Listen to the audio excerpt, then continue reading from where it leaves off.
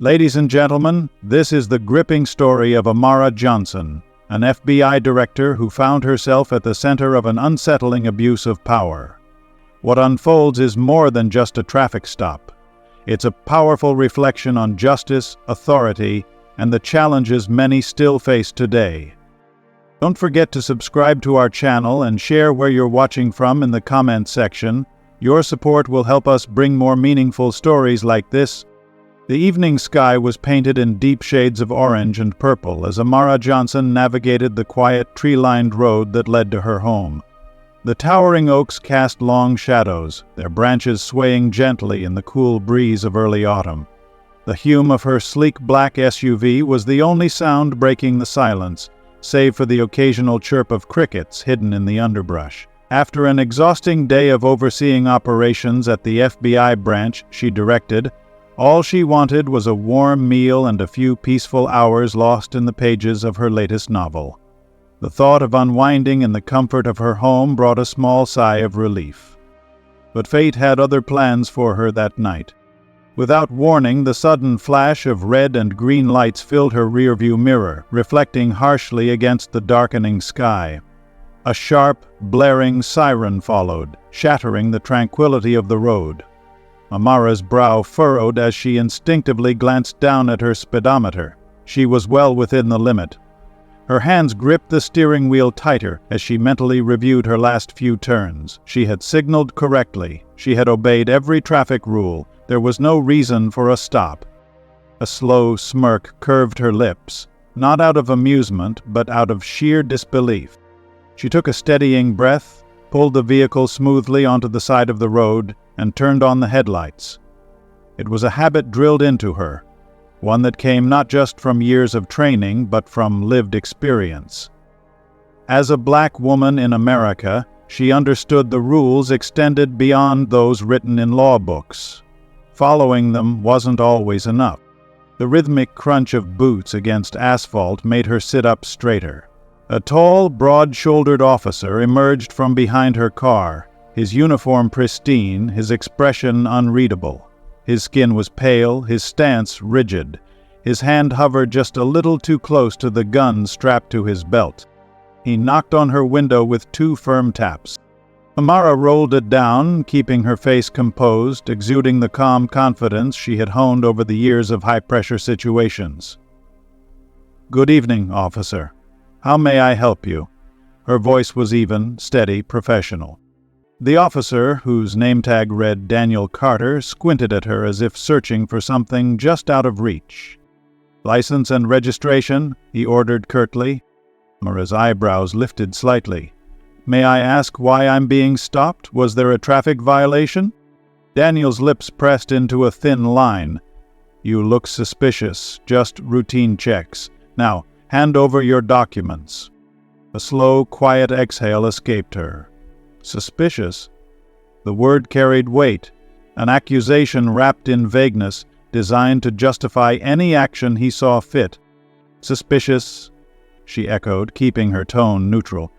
"Could you clarify what exactly was suspicious? I believe the law requires probable cause for a stop." A flicker of irritation crossed Daniel's face, his fingers twitching against his utility belt. "Are you arguing with me?" His voice was laced with impatience, a warning disguised as a question.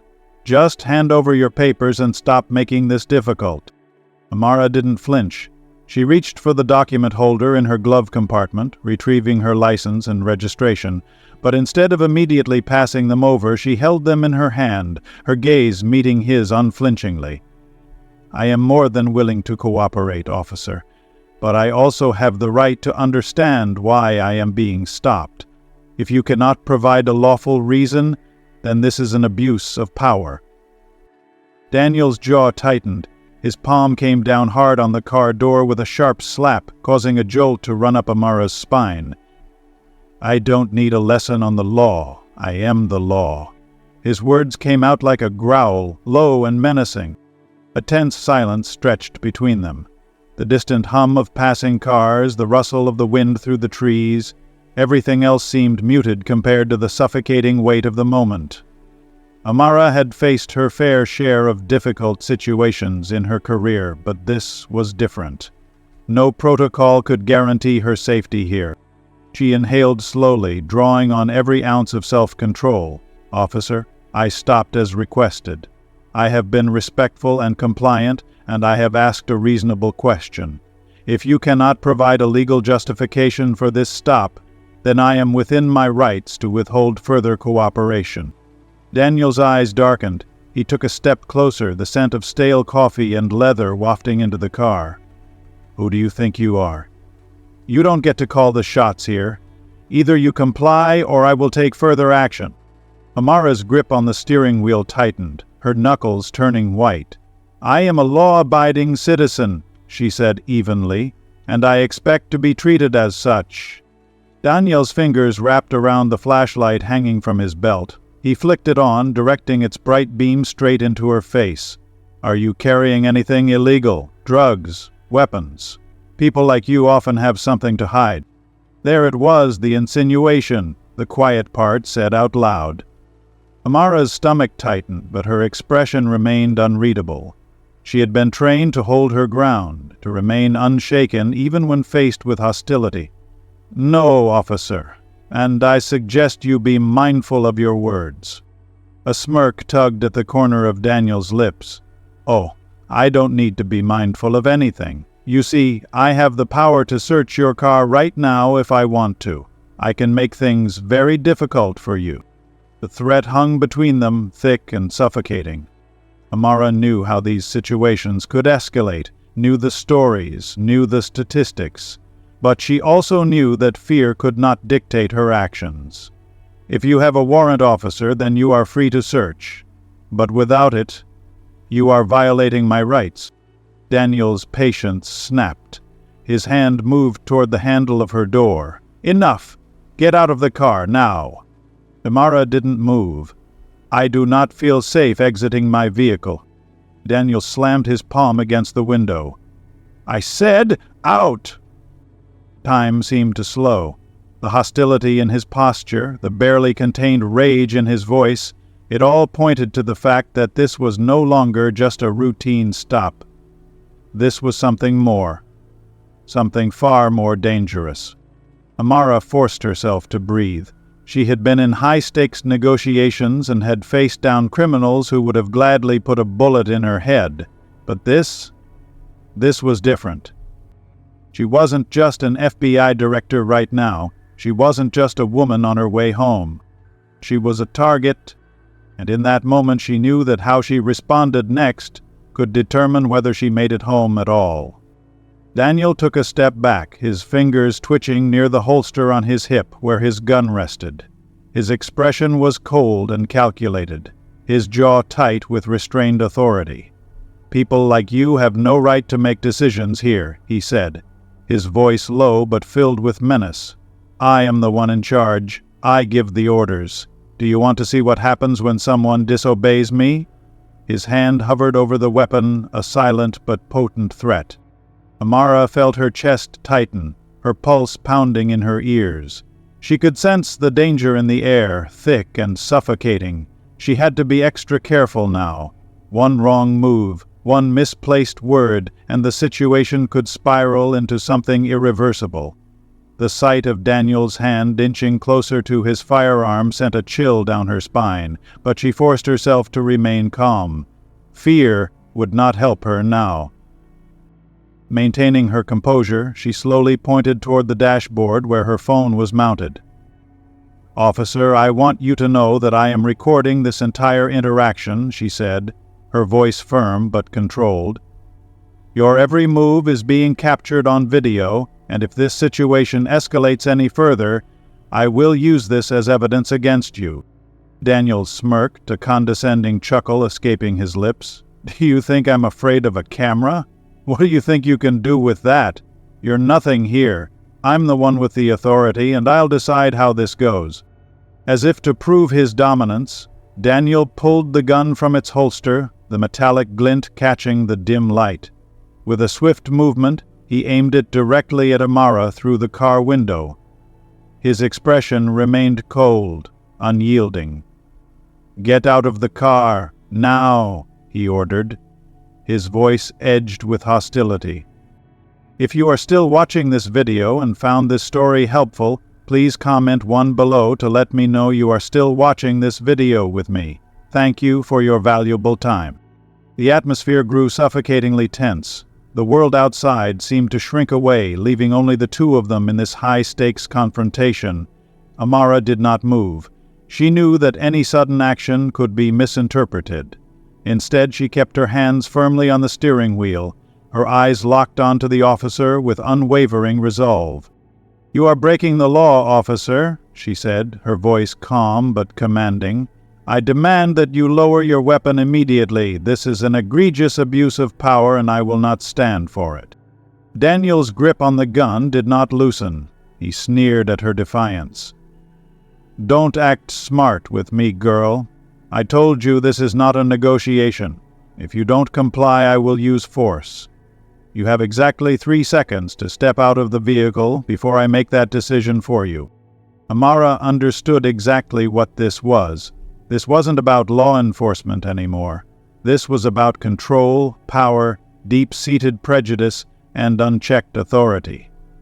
But she wasn't going to let it stand. Carefully, making sure her movements were deliberate and visible, she reached toward her phone. She didn't want to give Daniel any excuse to claim she was going for a weapon. She let him see exactly what she was doing. "I'm going to call your superior," she announced, her voice unwavering. "The sheriff will hear about this firsthand." Daniel's eyes flickered with something unreadable, but he kept the gun trained on her. "You are not authorized to call anyone unless I say so," he snapped.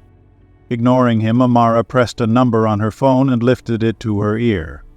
"Hello, this is Amara Johnson, the director of the FBI," she said, her voice clear and authoritative. "I was pulled over by an officer named Daniel Carter, who has now drawn his firearm on me without cause.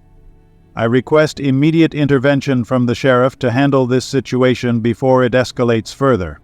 She ended the call and placed the phone back on the dashboard.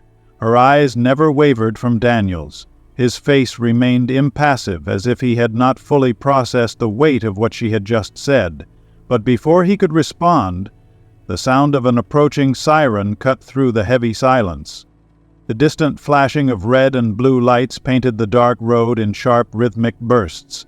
A second police vehicle pulled up, coming to a sharp stop behind Daniel's squad car. The door swung open, and from within stepped Sheriff Grant, a man with an air of authority that even Daniel could not ignore. Daniel's posture stiffened as the sheriff marched toward them, his eyes narrowing at the scene before him. "Carter, what the hell is going on here?" Grant's voice was sharp, filled with controlled anger. "Lower your weapon, now." For the first time, uncertainty flickered across Daniel's face.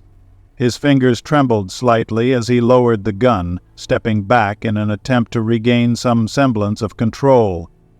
"Sir, she wasn't cooperating. I ordered her to exit the vehicle multiple times and she refused. She was filming me to use as a threat." Sheriff Grant's frown deepened. "And that's your justification for pulling a weapon on her? Do you have any idea what you've just done? This is a serious abuse of power, Carter." Amara slowly rolled down her window further, her gaze steady as she addressed the sheriff. "Sir, I asked Officer Carter for a legal reason for the stop, but he failed to provide one. Instead, he resorted to intimidation, threats, and ultimately an unlawful use of force." Her tone was professional, but there was no mistaking the sharpness beneath it. Sheriff Grant's eyes widened as he registered her name and title. "Wait, you're Amara Johnson, the FBI director?" Amara gave a slow nod. "Yes, sir. I was simply driving home when I was stopped without cause. I remained calm, asked appropriate questions, and complied within legal boundaries. Officer Carter, on the other hand, escalated the situation beyond reason. He also repeatedly insulted me." Grant turned sharply toward Daniel, who had gone pale. "You didn't recognize her. This is the director of the FBI, Carter. Do you have any idea how badly you've just messed up?" Daniel's mouth opened, but words failed him. I didn't know, sir. She didn't present the proper paperwork. I was just following procedure." Grant scoffed, his voice turning ice cold. "Procedure? What procedure? Allows you to draw your weapon on a citizen who poses no threat? What procedure justifies intimidation and harassment?" Amara, still calm and composed, lifted her phone from the dashboard. "Sir, I have recorded the entire incident," she stated. "Every word, every action is documented. I am not merely asking for an explanation. I am demanding a full and thorough investigation into Officer Carter's conduct. This level of abuse cannot be ignored." A heavy silence fell over the group. Daniel swallowed hard, his bravado completely shattered. Sheriff Grant let out a slow, measured breath before nodding. "You're right, Director Johnson. This will be dealt with accordingly. Carter, hand over your badge and weapon. Effective immediately, you are relieved of duty pending an internal investigation." As Daniel hesitated, Grant's voice hardened. "Now, Carter." With a reluctant nod, Daniel removed his badge and gun, placing them into the sheriff's outstretched hand. Amara exhaled slowly, her grip on the wheel finally relaxing. Justice, it seemed, had finally begun to take its course. Sheriff Grant inhaled deeply, steadying himself as he processed the gravity of the situation. This was far more than just an unfortunate mistake or a lapse in judgment. It had the potential to escalate into a full-blown scandal, one that would attract national media attention and call into question the integrity of his entire department. The weight of responsibility settled heavily on his shoulders as he turned to Officer Daniel Carter, his expression unreadable yet firm. "Give me your gun," Grant ordered, his voice devoid of hesitation. Daniel's jaw tightened, his hands momentarily flexing as if resisting the command, but the unyielding authority in Grant's gaze left him with no choice. With reluctant movements, he unholstered his weapon and handed it over. Grant accepted it without a word, his experienced eyes scrutinizing the firearm before tucking it away securely in his pocket. It was not just a procedural act, it was a clear message that accountability would not be overlooked. Turning his attention to Amara Johnson, he extended a hand in a conciliatory gesture. "Ms. Johnson, would you please step out of the car? I promise you I will personally see to it that justice is served." Amara regarded him for a long moment, searching his face for sincerity. Finally, she gave a small nod and opened the car door, stepping out with quiet dignity. She stood tall, her stance unwavering, her gaze locked onto Daniel's. "I want nothing more than justice and transparency," she stated with an air of controlled resolve. "You broke the law, and I will make sure you are held accountable." Sheriff Grant wasted no time in calling for backup. Within minutes, several officers arrived on the scene, their expressions a mix of concern and discomfort as they took in the situation. As the two officers approached, Grant gestured toward Daniel. "Carter, you are hereby officially suspended from duty," he declared. "An internal investigation will be launched immediately into your conduct. If you are still watching this video and found this story helpful, please comment 2 below to let me know you are still watching this video with me. Thank you for your valuable time." A muscle in Daniel's jaw twitched, his fists clenching at his sides. He muttered something unintelligible under his breath, his face a mixture of anger and apprehension, but he did not dare challenge the order. Amara observed the exchange with a profound sense of weariness. She had seen abuse of power far too many times in her career, but experiencing it firsthand solidified her determination to push for systemic change. As the officers moved in to detain Daniel, she turned to Grant one last time, her voice steady but resolute. "I hope you take this seriously, Sheriff. Not just because I am the director of the FBI, but because this could happen to anyone. No one deserves to be treated like this." Grant met her gaze, the weight of her words settling upon him, his tone softened, laced with remorse. "I understand, Miss Johnson. You have my word. This matter will not be swept under the rug." As Amara walked away from the scene, exhaustion seeped into her bones. Yet beneath the fatigue there was a quiet sense of fulfillment. She had stood her ground, not just for herself, but for those who had no voice in the face of injustice. Behind her, Daniel was led away in handcuffs, his once confident demeanor replaced by uncertainty. The gathered officers exchanged glances, silently absorbing the lesson unfolding before them. This was more than just an isolated incident. It was a wake-up call, a stark reminder that power carried responsibility, and that misconduct would have consequences. The following day, Sheriff Grant wasted no time in initiating an internal investigation. Daniel Carter was officially detained and required to answer a series of pointed questions regarding his actions. The Police Oversight Board, along with other relevant agencies, swiftly became involved, ensuring that due process was followed. Amara, refusing to let the matter fade into bureaucratic delays, submitted irrefutable evidence: body camera footage, witness testimonies, and records of Daniel's previous questionable conduct. At a highly publicized press conference, she addressed a room filled with reporters, their cameras and microphones capturing every word. "This is not just about me," she declared, her voice unwavering. "This is about every American who has been subjected to racial profiling and abuse of power. This is about thousands of people, especially people of color, who have been unfairly treated by the very system that is meant to protect them. I am committed to ensuring that justice is served, not just for myself, but for all those who have suffered in silence." 2 months later, Daniel Carter found himself in a packed courtroom, facing the weight of his actions. Journalists, social activists, and concerned citizens filled the seats, all eager to witness the outcome of a case that had become emblematic of a much larger issue. His lawyer attempted to justify his behavior, claiming he had acted under stress and made a poor judgment call. But the evidence spoke louder than any argument. The video footage was damning.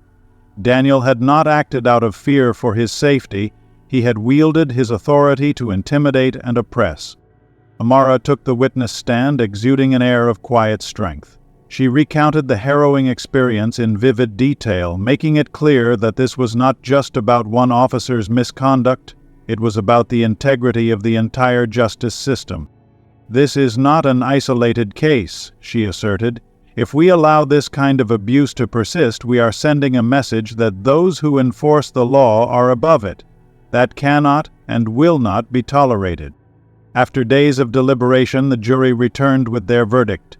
Daniel Carter was found guilty on multiple counts, including abuse of power, racial discrimination, endangerment, and violating police ethics. The judge sentenced him to 4 years in prison. As the ruling was read aloud, Daniel remained silent, his head lowered in shame. The courtroom erupted in applause, an emotional response not just to his conviction but to the broader victory for justice. The repercussions of the case rippled far beyond the courtroom. It became a catalyst for nationwide discussions on police reform. Departments across the country implemented mandatory training on racial bias and ethical conduct. Lawmakers, spurred by the public outcry, introduced new policies aimed at holding law enforcement officers more accountable. Amara, refusing to let the momentum fade, took an active role in advocating for change. She met with lawmakers, community leaders, and activists, pushing for legislation that would prevent future abuses of power. "This is not about revenge," she stated firmly at another press conference. "This is about responsibility. Law enforcement exists to serve and protect, not to intimidate and oppress. If we want a just society, we must ensure that those who uphold the law are held to the highest standard." And with that, the case of Daniel Carter became more than just a courtroom battle. It became a turning point in the fight for justice and accountability in America. What an intense and eye-opening story. Now, let's take a moment to reflect.